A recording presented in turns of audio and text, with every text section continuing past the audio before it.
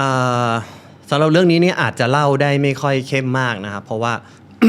วันนี้ค่อนข้างมีอาการป่วยนิดหน่อยค่อนข้างจะปวดหัวตามัวตัวร้อนกินไม่ได้นอนไม่หลับกระส่ายกระสับตับพิการอาหารไม่ย่อยลิ้นกร่อยทานอาหารไม่อร่อยไม่รู้รสท้องอืดไม่ตดและมีกรดในกระเพาะกระดูกก็เปราะฟันก็ปวดเป็นประหลวดในลำไส้เวลาหายใจเหม็นเช้าเย็นอาเจียนวิงเวียนอยู่เป็นประจำปอดซ้ำเป็นแผลมีขี้รังแคเต็มศีรษะถ่ายอุจจาระไม่ยอมออกตามหัวเข่าข้อศอกถลอกถลกตกสะเก็ดเป็นเม็ดผื่นคันและตรงไขดันบวมเป่งเป็นมะเร็งที่ลิ้นติดเฮโรอีนซะจนลงแดงเลือดออกตามไรฟันและเป็นความดันโลหิตสูงโอ้โห10,000 กว่าโรค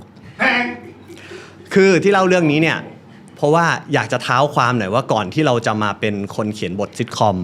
ก่อนที่จะไม่ได้มากำกับซิทคอมเนี่ยชีวิตเราผ่านอะไรมาบ้างเรื่องมันเริ่มตั้งแต่ตอนเด็กๆเลยคืออย่างที่เล่นมุกไปเมื่อกี้ว่าเราเป็นคนชอบดูตลกคาเฟ่มากชอบดูในที่นี้เนี่ยคือ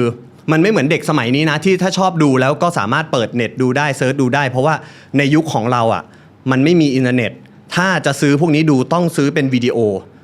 ถ้าเด็กคนไหนไม่เคยเห็นวิดีโอมันคือปกมันคือหนังสือแฮร์รี่พอตเตอร์1 เล่มหนาๆนั่นคือ1 ม้วนวิดีโอ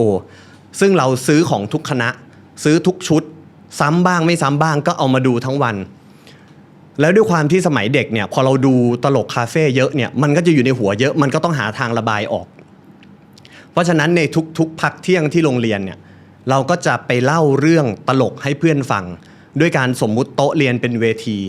กล่องดินสอเป็นรถบ้างปากกาเป็นคนบ้างก็จะนึกจินตนาการเล่าเรื่องตลกให้เพื่อนฟังมันก็จะกลายเป็นกิจกรรมทุกๆพักเที่ยงที่เพื่อนจะต้องมาฟังเราเล่าเรื่องอะไรสักอย่างจนมีอยู่วันหนึ่งในการเรียนภาษาไทยเขาให้จับกลุ่มกันแล้วไปโชว์ตลกหน้าชั้นเรียนอ้าวเข้าตีนเราถ้าอย่างนี้นั่นคือครั้งแรกที่เราได้กำกับเพื่อนได้เขียนบทให้เพื่อนเล่นกลุ่มเราก็ออกไปเล่นก่อนเพื่อนก็หัวเราะเฮฮาในห้องก็เฮฮากันไปเราก็ลงมากลุ่มต่อไปก็ขึ้นมาเล่นหัวเราะเฮฮากันไปจนสุดท้ายเล่นครบทุกกลุ่มมีเพื่อนคนหนึ่งยกมือบอกว่าครูคะอยากให้กลุ่มของผมเนี่ยออกไปเล่นอีกรอบนึงเพราะอยากดูอีกรอบชอบมากเราก็แบบดีใจออกไปเล่นอีกรอบไปเล่นอีกรอบเพื่อนก็ยังขำอยู่ขำเสร็จครูบอกว่า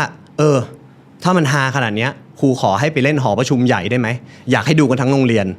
คือตอนนั้นเราดีใจมากนะเราก็แบบเฮ้ยแสดงว่าสิ่งที่เราทำมีคนชอบว่ะก็เลยไปเล่นที่หอประชุมใหญ่โรงเรียน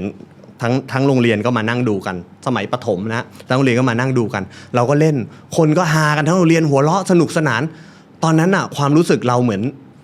นเราลอยได้อะเหมือนเราบินได้คือใจมันฟูเรารู้สึกเฮ้ยเนี่ยแหละคือความสุขของเราความสุขที่ได้ทำให้คนอื่นมีความสุขคนอื่นหัวเราะไปกับมุกของเราหัวเราะไปกับสิ่งที่เราคิดที่เราทำขึ้นมานั่นเป็นสัญญาณหนึ่งอย่างที่บ่งบอกว่าเรามีความสุขกับสิ่งนี้สัญญาณที่2คือเราเป็นคนชอบดูทีวีมากเด็กๆคือติดทีวีมากดูจนรู้ว่าช่วงเวลาไหนช่องไหนมีรายการอะไรมีละครเรื่องอะไรก็จะเปลี่ยนดูตั้งแต่มันเปิดสถานียันปิดสถานีดูจนที่บ้านด่าว่ามึงอ่านหนังสือบ้างเถอะเรียนบ้างไม่สนใจเรียนเลยเอาแต่ดูทีวีเป็นสิ่งมอมเมาเป็นสิ่งที่เขาถ่ายมาแล้วก็มาเปิดให้เราดูเราจะไปเสพติดมันทำไมวันดูแต่ทีวีโตขึ้นจะไปทำอะไรกินในใจตอนนั้นก็เถียงพ่อแม่ในใจนะว่าถ้าไม่มีอะไรกินก็ทำมาม่าก็ได้บะหมี่กึ่งสำเร็จรูปมีเยอะแยะแต่อันนั้นแค่อยากกวนตีนพ่อแม่เฉยๆเราก็ไม่ได้เถียงกันนะเราก็ฟังนิ่งๆไปก็ดูไปเรื่อยๆดูไปแม้แต่วันที่จะต้องสอบวันรุ่งขึ้นเราก็ยังแอบดูทีวีเพราะมันเป็นตอนจบซึ่งมันไม่สามารถหาดูย้อนหลังได้เหมือนสมัยนี้ถ้าพลาดแล้วก็คือพลาดเลยนะครับก็ดูไปเพราะฉะนั้น2เรื่องแล้วเราดูทั้งตลกคาเฟ่มาเราชอบดูทีวีจนได้เข้ามหาลัยเราก็เอาสิ่งที่ทั้งหมดที่เราทำมาเนี่ยทั้งการดูตลกคาเฟ่ทั้งการดูทีวีทั้งการดูละครทั้งหมดมาใส่ในการพรีเซนต์แล้วก็จะมีความสุขทุกครั้งที่ได้ออกไปพรีเซนต์ให้น้องดูได้ออกไปโชว์ให้น้องดูแล้วคนอื่นหัวเราะสนุกสนานไปกับเราก็ยิ่งมีความสุขจนกระทั่งพี่เกลือชวนเข้ามาทำงานที่ตอนนั้นยังเป็น Exact Scenario มาฮะก็เข้ามาทำงานเราก็ทำเรื่อยมาตั้งแต่บางรักซอย9เป็นต่อเฮงทำมาเรื่อยๆแล้วก็ทุกครั้งก็คือมีความสุขกับมันเสมอทุกวันนี้เวลาที่เราได้ไปออกกองได้ไปกำกับหรือได้เขียนบทหลายคนมักจะถามว่าเหนื่อยไหมไปทำแล้วมันเหนื่อยไหมเราจะตอบว่าเหมือนเราไปเที่ยวสวนสนุกคือถ้าทุกคนนึกภาพตามคือเวลาเราไปเที่ยวสวนสนุกอะถามว่าเหนื่อยไหมเหนื่อยแต่เราจะไม่รู้ตัวเลยว่าเราเหนื่อยเพราะเรากำลังสนุกอยู่กับมัน สนุกที่ได้เล่นเครื่องเล่นนี้วิ่งไปเล่นเครื่องเล่นนี้รอคิวนานก็ไม่เป็นไรจนกลับถึงบ้านเราถึงเพิ่งรู้ตัวว่าอ๋อเราเหนื่อยว่ะแต่ณตอนนั้นไม่รู้สึกเพราะเราสนุกเหมือนกับการออกกองทุกวันนี้ที่เราไปกำกับเราได้เขียนบทเราออกไปกำกับเรารู้สึกว่าเราสนุกเราเป็นคนไม่ชอบตื่นเช้านะแต่เวลาไปออกกองต้องตื่นเช้า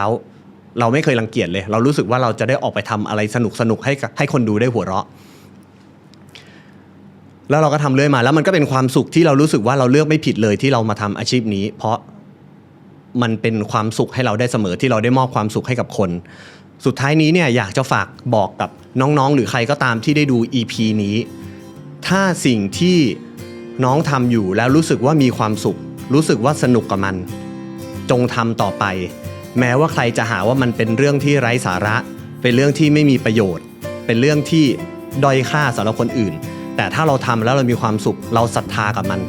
ขอให้ทำต่อไปสิ่งเหล่านี้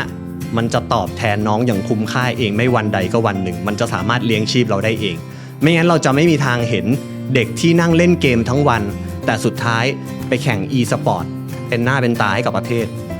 เด็กที่ไม่ได้ทำอะไรแต่ว่าแต่งหน้าทั้งวันจนก้าวไปสู่เวทีระดับโลกอยากจะฝากน้องๆทุกคนไว้ครับใครที่กำลังมีความสุขและทำตามฝันของตัวเองอยู่พี่เป็นกำลังใจให้